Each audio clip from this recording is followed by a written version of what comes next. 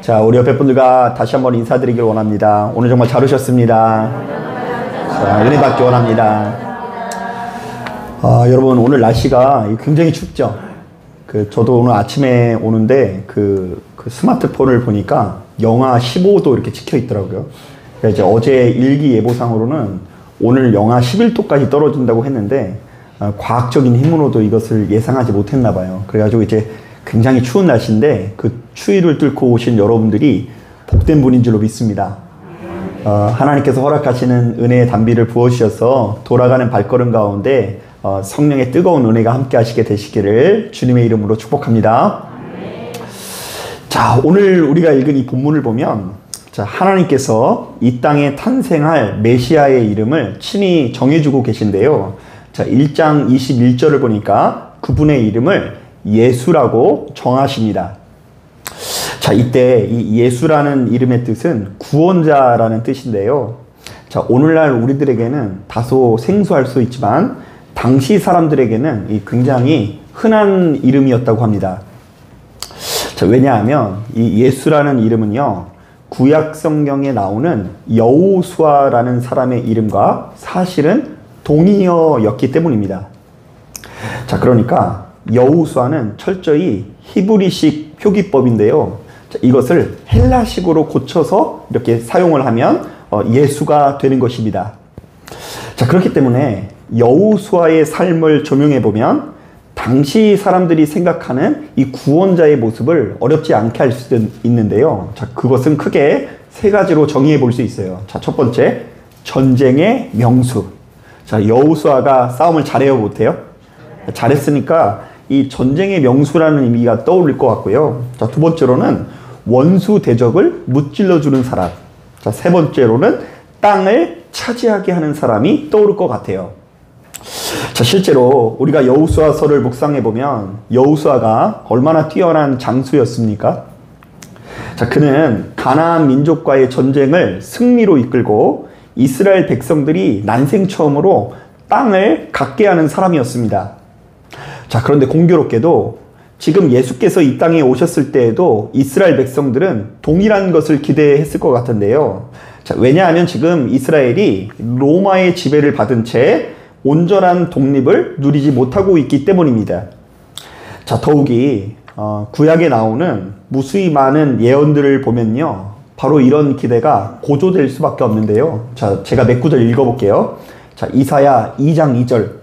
말이래 여호와의 전의 산이 모든 산 꼭대기에 굳게 설 것이요 모든 작은 산 위에 뛰어나리니 만방이 그리로 모여들 것이라. 자, 이 땅에 메시아가 오시면 예루살렘이 이 세상의 그 어떤 땅보다 높게 서고 뛰어나게 될 거라고 하죠. 자, 그런데 지금 이스라엘은 로마의 지배를 받고 있으니 이 땅에 오실 메시아가 그들을 무찔러 줄 것을 기대할 수밖에 없는 것입니다. 자, 그런가 하면 이사야서 9장 6절을 보면 이런 말씀이 있어요. 한 아기가 우리에게 낳고 한 아들을 우리에게 주신 바 되었는데 그의 어깨에는 정사를 메었고 그의 이름은 기묘자라, 모사라, 전능하신 하나님이라, 영존하시는 아버지라, 평강의 왕이라 할 것이니라. 자, 이사야 선지자가 이 땅에 오실 메시아의 이름을 몇 가지 제시하고 있는데요. 자, 여기에 나오는 이름들이 죄다 군사적인 업적으로 해석될 여지가 있습니다. 자, 기묘자라는 말은요, 기적이라는 뜻인데요. 모든 전쟁을 기적적으로 승리하게 하시는 분이다 라는 의미가 담겨 있을 수 있고요. 자, 모사라는 말은요, 지혜라는 뜻이에요. 모사가 뛰어나다라는 것은 이 전쟁의 술수가 뛰어나다라는 의미로 해석될 여지가 있거든요. 자, 그러니까 이스라엘 백성들은 이 땅에 메시아가 오시기만 하면 어떤 일이 일어날까라고 여겼을까요? 자, 간단해요. 지금은 이스라엘이 로마의 지배를 받고 있으나 이 땅에 오실 메시아가 그들을 물리쳐 주실 것을 기대하고요. 자, 바로 그분을 통해서 이제 다시는 그 어떤 나라의 지배를 받지 않고 승승장구하는 이스라엘, 영원히 평안하고 영원히 안전한 이스라엘의 모습을 기대할 수밖에 없다라는 것입니다. 자, 어떤 면에서 오늘 이 시대를 살아가는 우리들이 꿈꾸는 구원도 바로 그런 종류의 모습이지 않을까요? 내가 기도할 때 하나님께서 원수 대적을 어떻게 해주신다고요? 야, 물리쳐 주실 것이다. 자, 그리고 무엇보다 우리가 기도할 때 뭐가 생긴다고요? 땅. 땅이 생길 것이다. 그러니까 원수 대적을 물리쳐 주시는 게 구원이고 우리에게 땅을 허락해 주시는 것을 구원으로 여긴다라는 것입니다. 자, 그런데 웬일입니까? 자, 오늘 우리가 읽은 이 본문을 꼼꼼히 묵상해 보니 예수께서는 구원자이긴 구원자이신데 우리를 무엇으로부터 구원해 주시는 분이라고 하죠? 자, 우리 다 같이 1장 21절 다시 한번 읽어보도록 하겠습니다. 시작. 아들을 낳으리니 이름을 예수라 하라. 이는 그가 자기 백성을 그들의 죄에서 구원할 자이심이라 하니라. 자, 이 땅에 오신 예수께서는 가나안 백성으로부터 구원해 주실 분이다 라고 기록되어져 있지 않고요. 로마로부터 구원해 주실 분이시다 이렇게 이야기하고 있지 않고요. 무엇으로부터 구원해 주시는 분이라고요? 우리 모두가 가진 죄로부터 구원해 주실 분이라고 이야기합니다. 자, 그렇다고 한다면 예수 믿는 우리들은요, 이 땅에 오실 메시아를 향한 여러 가지 개인적인 기대와 환상을 내려놓고 그 무엇보다 성경이 말하는 죄로부터의 해방이 무엇인지를 보다 명확하게 이해를 해야 되는데요. 자, 일반적으로 죄는 이 땅을 창조하신 하나님의 뜻을 떠나서 그분의 명령을 거절하는 행위들을 총칭하는 말입니다. 자, 그런데 오늘 우리가 읽은 이 본문에는 당시 백성들에게 만연되어 있는 죄된 모습들을 정말로 구체적으로 우리들에게 두 가지로 제시하면서 그것에 대안을 제시하고 있는데요. 자, 먼저 우리 다 같이 19절 말씀 함께 읽어보도록 하겠습니다. 시작. 그의 남편 요셉은 의로운 사람이라 그를 드러내지 아니하고 가만히 끊고자 하여. 자, 말씀을 보니까 마리아의 남편 누가요? 요셉이 의로운 사람이라고 기록되어 있는데요. 사실 이것은 당시 유대인들 입장에서는 좀처럼 이해하기 어려운 사고였습니다. 자, 왜냐하면 당시 사람들이 생각하는 정의란 오로지 율법의 준수를 의미했는데요. 자, 이른바 약혼한 여자가 결혼을 하기도 전에 다른 사람의 아이를 임신했다면, 자, 그 여자를 돌로 쳐서 죽이는 것이 그 당시의 정의였다라는 것이죠. 자, 그렇기 때문에 요셉이 만약 율법에 정통한 사람, 율법 안에서 의로운 사람이라고 한다면, 자, 지금 이 상황에서 어떻게 해야 될까요? 자신과 정혼한 여자가 다른 사람의 아이를 잉태했다라는 소문이 들려오면 범죄한 그 마리아를 끌어다가 보란 듯이 응징해야 되는 것입니다. 자, 하지만 오늘 우리가 읽은 이 본문에는 정반대의 내용이 나오는데요. 요셉은 의로운 사람이었기 때문에 범죄한 마리아를 마주하고도 이것을 좀처럼 드러내지 않고 조용히 처리하고자 했다라는 이야기가 담겨 있어요. 자, 마태복음 기자는 바로 이 말씀을 통해 예수 믿는 우리들이 추구해야 되는 새 율법을 소개하고 있는데요. 자, 이것은 예수 믿는 우리들에게는 율법의 기계적인 준수보다 타인을 향한 사랑과 긍휼이 훨씬 더 중요하다라는 메시지를 담고 있는 거예요. 자, 한번 따라해 볼까요? 예수 믿는 우리들에게는 타인을 향한 사랑과 긍휼이 훨씬 더 중요하다. 네. 여러분, 이슬람 국가로 잘 알려져 있는 그 사우디아라비아에는요, 샤리아라는 이슬람 법이 있습니다. 자, 여기에는 이슬람 신자들이 반드시 지켜야 하는 이 율법의 내용들이 한가득 기록되어 있는데요. 자, 예를 들면 신자라면 메카를 향해서 기도해야 된다. 여기서 메카는 이 성전을 말해요. 그들이 이렇게 섬기는 성전을 향해서 기도해야 된다. 자, 하루에 3번씩 기도해야 된다. 옷차림은 어떻게 해야 된다. 뭐 이런 종류의 내용이 법으로 기록되어 있고요. 이것을 지키지 않으면 법적인 처벌을 받게 되어 있어요. 여러분 어때요? 참 좋죠? 주일 성수 안 하면 뭐 죄다. 뭐 기도 안 하면 죄다. 뭐 옷차림을 어떻게 입고 오면 죄다. 뭐 이런 내용이 한가득 써 있는 거예요. 자, 그런데 사우디는 바로 이 율법의 수호를 어찌나 중요하게 여기는지 무타와라고 해서 종교 경찰을 두는데요. 자, 이 사람들이 돌아다니다가 율법을 지키지 않는 사람들을 불러다가 회초리로 마구 때릴 뿐더러 형사 입건을 시키기도 합니다. 자, 그래서 이제 여자들이 그 매니큐어 같은 거 칠하다가 이 무타와라는 경찰을 만나면요, 맞게 되어 있어요. 회초리를 가지고 그거 막 지울 때까지 막 때립니다. 자, 그리고 뭐 술이나 돼지고기를 몰래 팔고 있어도 율법에 어긋나기 때문에 뭐 그들을 처벌하고요. 히잡을 쓰지 않아도 때리고요. 좌우지간 그들 나름대로 열정을 가지고 자기들의 나라가 거룩하고 정결한 나라가 되기 위해서 힘을 씁니다. 자, 그러다가 2003년도에 그 사우디 사회를 큰 충격에 빠뜨리는 이 한 가지 사건이 일어나는데요. 한 여자 학교에서 큰 화재가 발생한 것입니다. 자, 그래서 이 소방관이 그 불을 끄고 구조를 하기 위해서 들어가려고 하는데 문제가 생긴 거예요. 자, 소방관은 남자예요, 여자예요? 남자고, 학생들은 모두 여자일 뿐더러, 아니, 자고 있었으니까 히잡을 안 쓰고 있었잖아요. 근데 히잡을 안 쓴 상태에서 남녀가 마주하면 안 되는 율법이 있거든요. 그래서 바로 이 종교 경찰들이 소방관들의 접근을 막고 여학생들의 대피를 막았는데요. 자, 이로 인해서 충분히 막을 수 있는 조그만한 화재인데도 불구하고 15명이 죽고 50명이 큰 부상을 입게 됩니다. 참 어처구니 없죠. 아무리 율법이 중요해도 그렇지 어떻게 사람의 생명보다 중요할 수 있겠습니까? 자, 그런데 엄연히 따졌을 때는요, 성경에도 바로 이와 비슷한 이야기들이 나와야 안 나와요? 네, 나옵니다.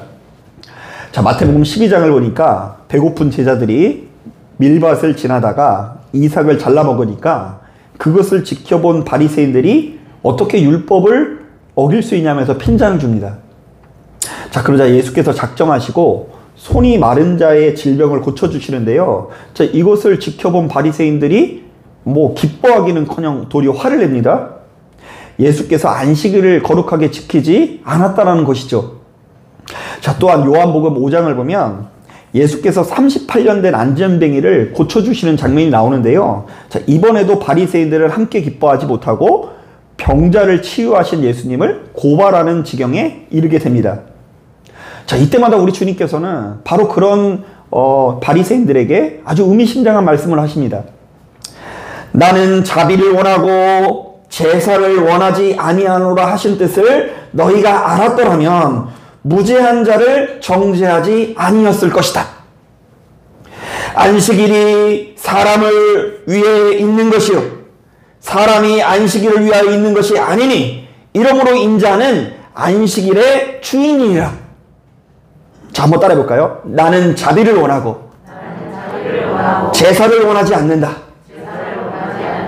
한 번 더 따라하겠습니다. 안식일이 사람을 위하여 있는 것이요 사람이 안식일을 위하여 있는 것이 아니다. 여러분, 이것은요, 예수께서 정말 본질적인 질문을 던지고 계신 것인데요.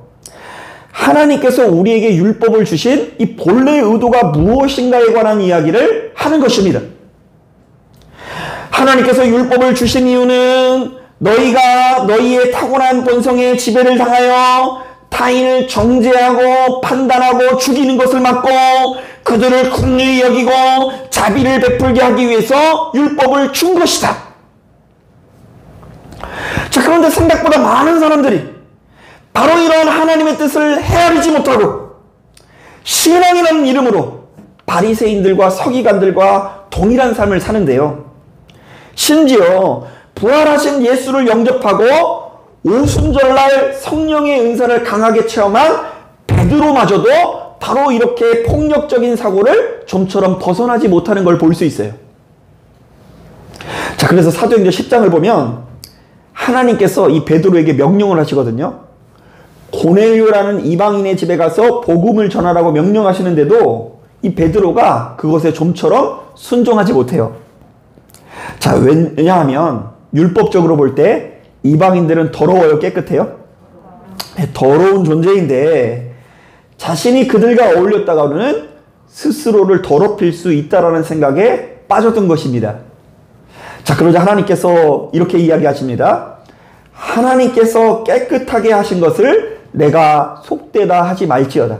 자, 내 눈에는 저 사람들 문제가 있다 없다? 문제가 없는데 왜 네가 가지고 있는 잣대로 저 사람을 판단하고 정죄하느냐면서 책망하시는 거예요. 자, 사랑하는 여러분, 우리도 역시 잘 생각해 보길 바랍니다. 내가 신앙을 가진 자로서 시간이 흐를수록 어떤 모습으로 변해가고 있을까? 혹시 나도 역시 신앙이라는 이름으로 타인에게 사랑과 긍휼을 베풀기보다 정죄와 판단, 폭력을 행사하고 있는 것은 아닐까? 자, 오늘 우리가 읽은 이 본문은 자신과 약혼한 마리아의 임신 소식을 듣고도 자, 그녀를 향해서 쉽사리 돌을 든지 않고 조용히 처리하고자 하는 요셉의 의로움을 조명하면서 이 땅에 오실 예수께서 행하실 사역의 속성을 미리부터 규정하고 있습니다. 자, 나는 타인을 쉽사리 판단하고 정죄하고 죽이고 심판하는 죄로부터 구원하는 자이다. 자, 한번 따라해 보겠습니다. 나는 타인을 쉽사리 판단하고 정죄하고 죽이고 심판하는 죄로부터 구원하는 자이다. 네. 그렇기 때문에 여러분, 우리가 예수를 믿으면서 더욱 너그러워져야 돼요. 자꾸 무엇이 옳고 그른지를 심각하게 판단하지 마시고, 다 그럴 수도 있지, 그럴 만한 사정이 있겠지, 우리도 역시 그 상황에서는 그렇게 행동할 수 있지라는 이런 이야기가 나올 때에 이 별거 아닌 이 사고의 전환을 통해서 우리의 삶이 천국으로 인도받을 수 있다라는 이야기를 하는 거예요. 사랑하는 여러분, 바로 이런 말씀에 귀를 기울이시고 시간이 흐를수록 예수 안에서 너그러운 사람이 되어지시기를 주님의 이름으로 축복합니다. 자, 그런가 하면 두 번째로, 오늘 우리가 읽은 이 본문은 당시 시대 가운데 만연하고 있는 이 또 하나의 악을 고발하고 있는데요.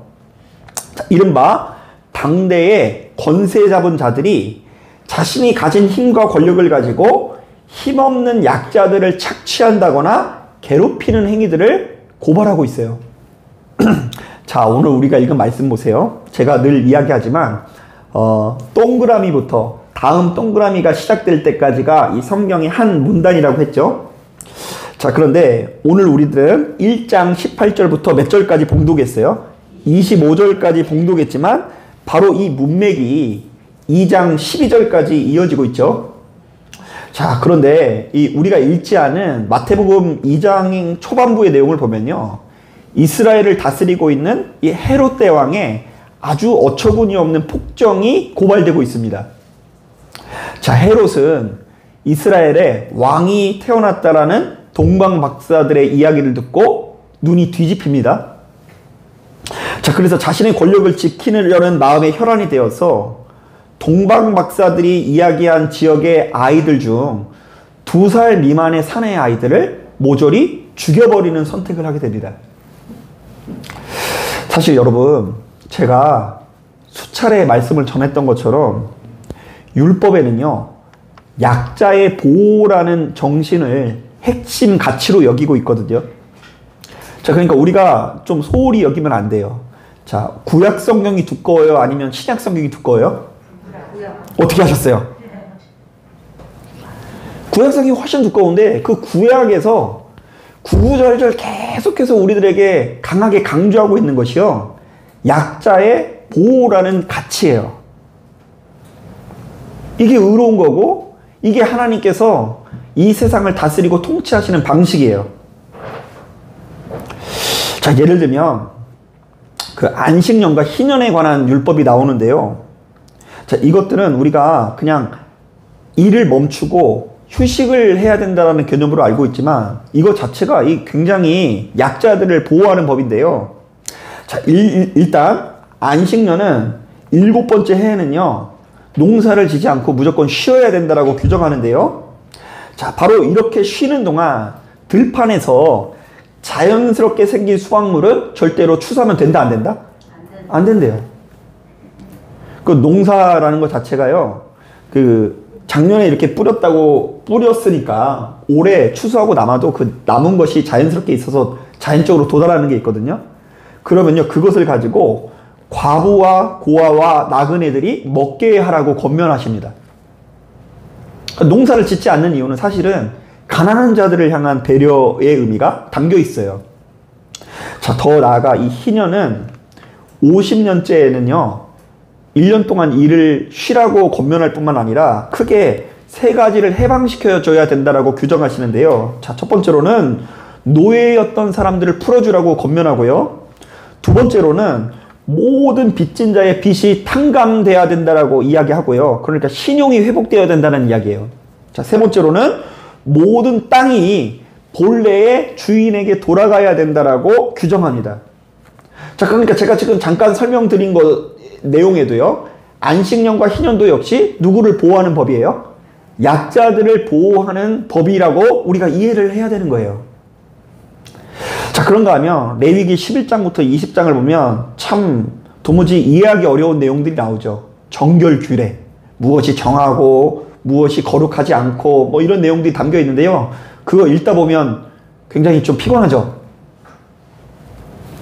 안 읽어보신 것처럼 얘기하는데 막 읽다 보면은요, 아, 이게 무슨 얘기인지도 모르겠고, 이 뭐가 정하다라는 거야, 뭐가 정하지 않다라는 거야, 뭐 이렇게 생각할지 모르겠지만, 그 규례들의 면면을 보면 하나님께서 당시 시대의 약자들을 철저히 보호하고 계시다는 것을 어렵지 않게 할 수 있어요.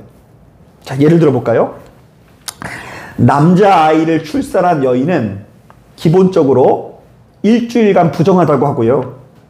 그 기간이 끝날지라도 33일간 부정하다고 하는데요.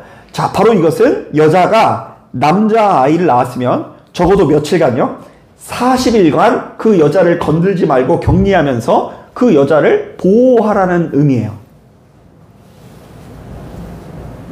그게 여자가 그 남자아이를 출산하면 40일간 더러운 존재다, 이게 아니라요, 40일간 격리시키면서 그 이런저런 일 시키지 말고 그 여자를 어떻게 하라고요?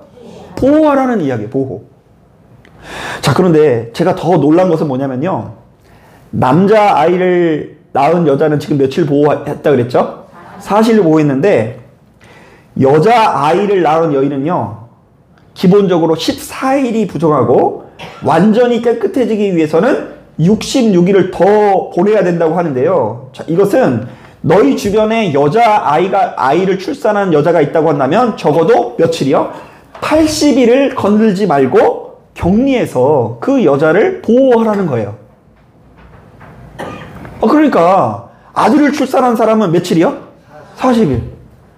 딸을 출산한 사람은 며칠이요? 이거 좀 이상하지 않나요?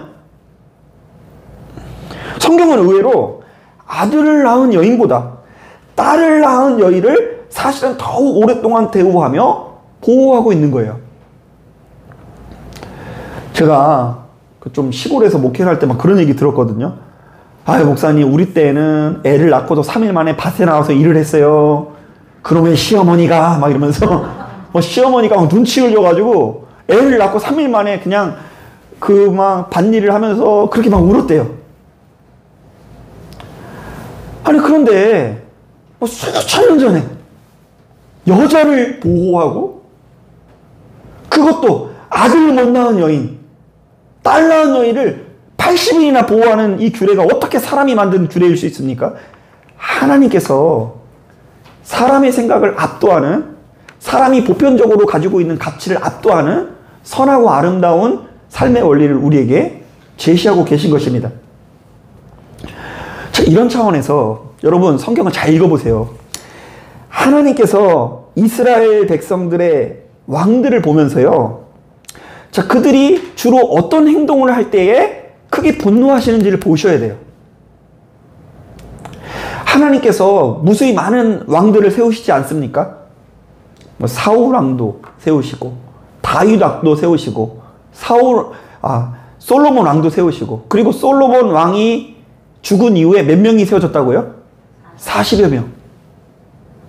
유다 왕국 20명, 북이스라엘 20명.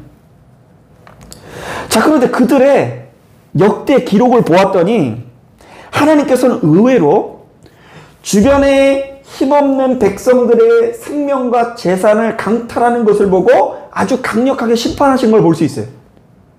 야, 너희가 왕이라고 해서 내가 너희에게 준 힘과 권세를 가지고 주변에 힘없는 백성들의 재산과 생명을 강탈하는 것을 나는 도무지 용납할 수 없다.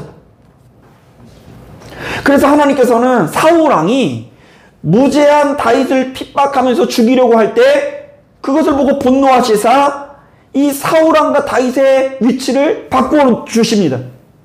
분명히 이 싸움이 시작될 때는 누가 더 힘이 셌어요?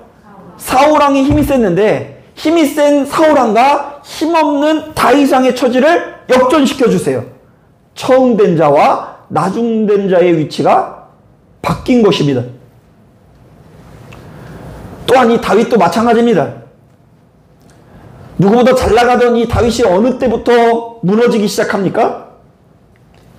밧세바의 불륜을 숨기기 위해서 무죄한 우리아를 사지로 내몰았을 때 그에게 강하게 분노하사 다윗을 심판하십니다. 일단 다윗과 밧세바 사이에 잉태된 아기가 이 세상에 나면서 세상을 떠나고요. 또한 바로 그때부터 그 뒤에 정말로 그 집안의 사건 사고가 끊이지 않게 되는 걸 볼 수 있어요. 이것은 뭐냐면 뭐 죄를 지었으니 벌을 받았다 이게 아니라 당시 시대에 유행하는 이 방법으로 하나님의 공의를 설명하고 있는 거예요. 자, 그리고 바로 이 같은 흐름이 이어져서 지난 금요일날 제가 말씀을 전했던 아합 왕의 이야기가 나오죠. 자, 제가 말씀드린 것처럼 아합의 아버지였던 오므리 왕도 그렇고 아합 왕도 그렇고 사실 백성들 입장에서는 유능한 왕이었다고 했죠. 오므리 왕은 북이스라엘의 수도라고 할 수 있는 사마리아 성을 건축해서 나라가 패망할 때까지 그 나라의 기반을 이렇게 쌓게 됩니다. 자, 그리고 아합 왕은 전쟁에 능한 왕이어서 아람 왕도 물리치고 대제국이었던 아수르의 침입도 물리친 적이 있는 위대한 왕입니다. 자, 그런데 사람의 시선으로 보았을 땐 그들이 위대한 왕인지 모르겠지만 하나님께서 이 사람들은 역사상 가장 악한 왕이라고 말씀하시는데요. 자, 그 이유는 무엇입니까? 나봇이라는 사람에게 억울한 누명을 씌우고 그들을 죽이고 그의 재산을 강탈했기 때문입니다. 자, 그런데 하나님께서는 바로 이런 아합 왕의 태도를 보고 분노하시면서 그 순간 말씀하십니다.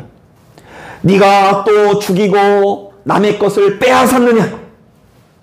개들이 나봇의 피를 핥은 곳에서 개들이 내 피, 곧 내 몸의 피도 핥으리라.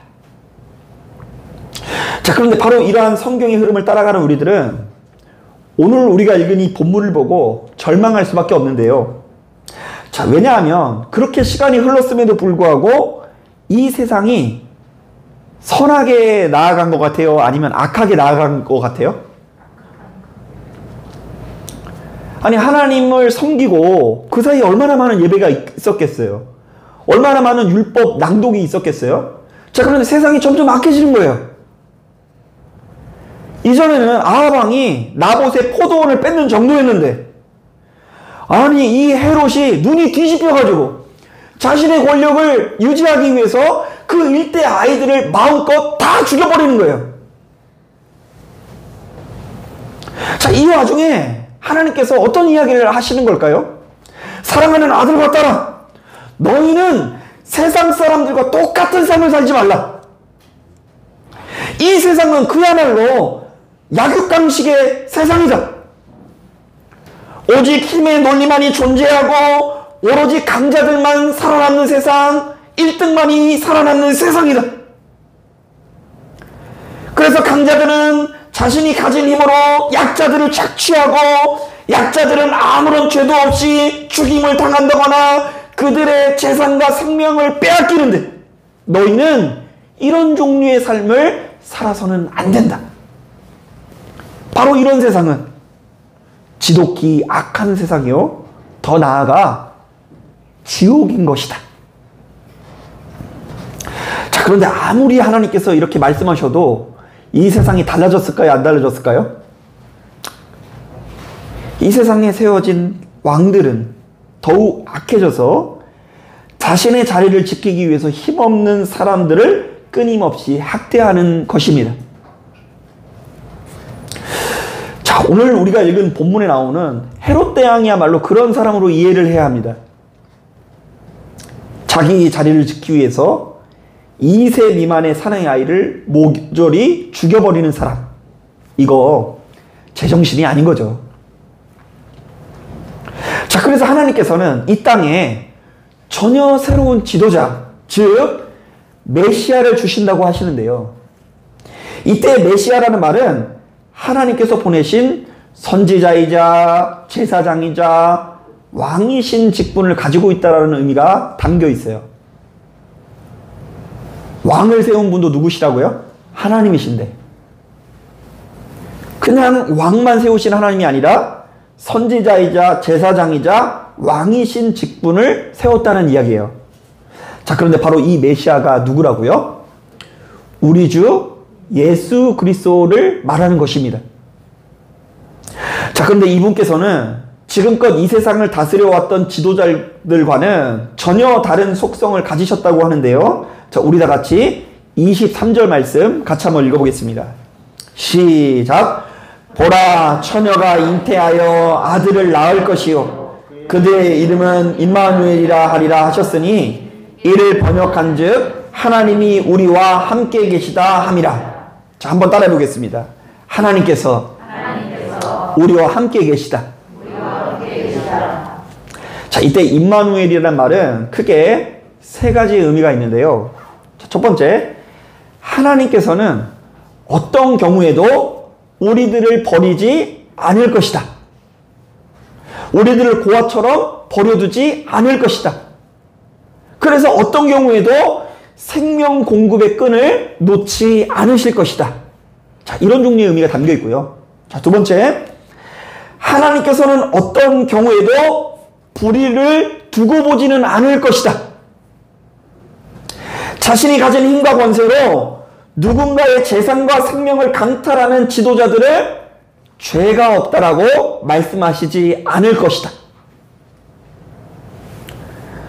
당시 시대만 하더라도요, 왕은 번번이 이상한 행동을 하고도 이렇게 재판을 받지 않았거든요. 누구도 그 왕에게 찾아가서 죄가 있다라고 하지 않으시는데요. 가만히 보았더니 당시의 지도자를 향해서 죄가 있다라고 말하시는 분이 누구밖에 없어요? 예수밖에 없어요. 자, 셋째, 하나님께서는 어떤 경우에도 너무나 부족하고 연약한 우리들을 보호하실 것이며 우리를 살리시기 위해서 대신 죽으시는 분이시다라는 내용이 예고되는 것입니다. 자, 그러니까 이제껏 출현하는 왕들과는 전혀 다른 종류의 왕이 등장하는 것을 알리는 거예요. 자, 이제껏 왕은 자신이 살기 위해서, 자신의 자리를 지키기 위해서 남을 얼마든지 죽이는 왕이었어요. 자, 그런 새롭게 탄생한 왕은요, 백성들을 살리기 위해서 대신 누구의 생명을 희생해요? 자기의 생명을 희생하는 전혀 다른 종류의 왕의 탄생을 예고하는 말인 것입니다. 자, 사랑하는 여러분, 바로 이러한 말씀에 귀를 기울이시고 우리의 눈앞에 보이는 세상의 권세와 권력들과 인생들을 의지하지 마시고 오로지 나와 동행하시는 주님만 바라보고 그분께 소망을 두시는 인생이 되기를 주님의 이름으로 축복합니다. 아멘. 자, 그러니까 우리가 바로 성경에서 이렇게 구분된 삶을 우리들에게 권면하는데 세상 사람들과 똑같이 돼서 더 높은 자리로 올라가기 위해서 남을 자꾸 짓밟는 인생이 되어져서는 안 되는 거예요. 더 많이 가지려고 막 높은 자리에 올라가려고. 이것은 하나님께서 기뻐하시는 방식이 아닌 거예요. 자, 말씀을 정리합니다. 자, 오늘 우리가 읽은 이 본문을 보면 이 땅에 오실 메시아를 우리의 죄로부터 구원하실 분으로 규정하고 있습니다. 자, 그런데 우리들이 생각하는 이 죄는요, 주로 어떤 거예요? 평상시에 여러분 죄 짓지 마십시오 이러면요, 어떤 걸 생각해요? 법을 잘 지키는 거. 그리고 우리가 경건 생활에 철저히 하는 거. 그리고 막 세상 노래 안 듣는 거. 주초를 멀리 하는 거. 이런 종류를 좀 떠올리지 않습니까? 자, 그런데 정작 오늘 우리가 읽은 본문은요, 당시 시대에 만연된 이 죄된 모습 중에 유독 두 가지를 우리에게 제시하고 있는데요. 자, 첫 번째, 많은 사람들이 신앙이란 이름으로 누군가를 판단하고 정죄하지만 내가 볼 때에는 누군가를 사랑하고 용서하는 사람이야말로 의로운 사람이다라고 말합니다. 한번 따라해 보겠습니다. 신앙이란 이름으로 판단하거나 정죄하지 말고 사랑하고 용서하라. 이게 새 율법이에요. 자꾸 율법을 기준으로 누구를 판단하고 정죄하지 말고 사랑하고 용서하라. 판단하고 정죄하자면요, 이 전쟁이 안 끝나요. 여러분 집안에 시작된 그 전쟁이 더욱 고조돼서 지옥처럼 변한다니까요. 누군가 한 사람은 그것을 끊고 사랑하고 용서하는 사람이 돼야 되는데 바로 그 사람이 누구라고요? 나라고 해주세요. 나. 내가 용서하는 사람이 되겠습니다. 자, 둘째, 당대에 권세 있는 자들은 약자들을 착취하고 그들의 생명과 재산을 빼앗는 자였지만 헤롯처럼 나는 어떤 경우에도 너희와 함께하는 자이다. 나는 너희를 고아처럼 버려두지 않고 너희를 학대하는 자를 몰아세우고 너희를 살리기 위해서는 무엇이든지 할 수 있다. 여러분, 이 땅에 오신 예수께서 바로 이러한 목적으로 오셨다는 것을 우리가 깨닫고 잊지 않는다고 한다면 우리의 인생이 참 많이 바뀌어질 것 같다는 생각이 듭니다. 자, 그러니까 결국 신앙생활은요, 우리가 믿고 의지하는 예수님께서 어떤 분이신지를 논하는 거거든요. 자, 그런데 사람들이 자기가 믿고 있는 예수님의 모습대로 바뀌게 돼요. 하나님을 되게 무서운 분으로 아시는 분은요, 진짜 무서운 인생이 돼요. 그리고 하나님께서 막 엄청난 세상적인 보상을 주시는 분이라고 한다면 나도 역시 그런 것에 도취된 사람이 됩니다. 자, 그런데 만약 이 땅에 오신 예수께서 사랑하고 용서하시는 분, 어떤 경우에도 우리와 함께 하시는 이 사랑과 자비의 근원 되시는 분이라고 이해하시는 분은요, 바로 그 사실을 붙들고 의지하는 것 때문에 자신의 인생이 조금씩 바뀌어질 수밖에 없어요. 여러분, 반드시 오늘 이 말씀 귀 기울이시고 예수께서 어떤 분이신지를 기억하십시오. 바로 그렇게 하나님을 제대로 아는 것이 모든 지혜의 근원이라는 것을 깨닫고 여러분들에게 주어진 상황이, 인생이 선하고 아름다운 방향으로 이끌림을 받고 예수 생명을 누리시게 되시기를 주님의 이름으로 축복합니다. 자, 기도하겠습니다.